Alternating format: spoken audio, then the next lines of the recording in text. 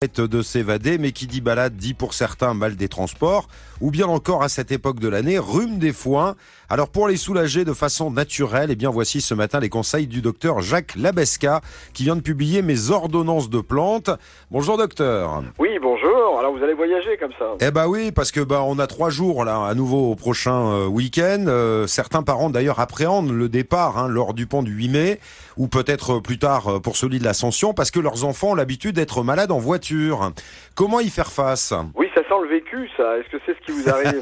Ah, ça me rappelle mon enfance. Ouais. Et voilà. Et est-ce qu'on vous mettait un bouquet de persil autour du cou quand... J'ai entendu parler de cette histoire, mais petit, non, j'y avais pas droit. Non, on va faire sérieux. Le bouquet de persil, honnêtement, j'ai jamais essayé, mais je trouve que ça fait quand même un look un peu spécial.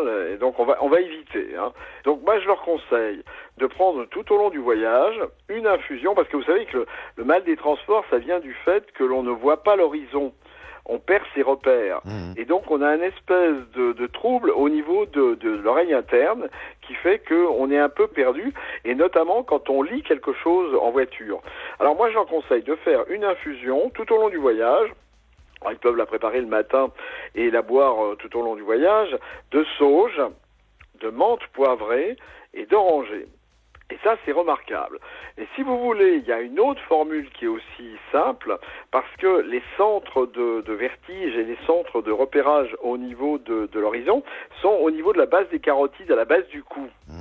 Et on peut leur faire à ce moment-là, tout au long du voyage aussi, et ils peuvent se le faire eux-mêmes, appliquer des huiles essentielles, à condition d'avoir plus de 3-4 ans, parce que les huiles essentielles en dessous de 3-4 ans, on ne le donne pas. Moi, je leur mets des huiles essentielles de menthe poivrée, de gingembre et d'oranger.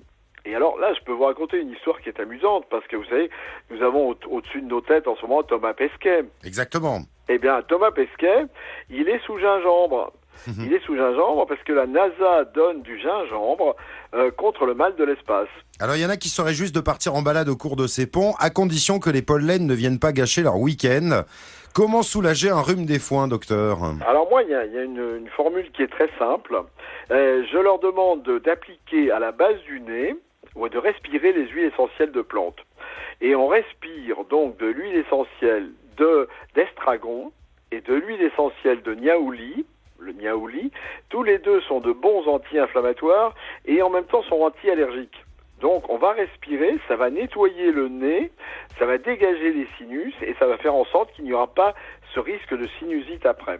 Pour faire face aux bobos du quotidien, les astuces naturelles à retrouver dans votre livre, Mes ordonnances de plantes. Et mille merci de m'éviter donc du coup le collier de persil pour les prochains départs durant les ponts du mois de mai, docteur. Peut-être aurons-nous une photo sur le site. On sait jamais.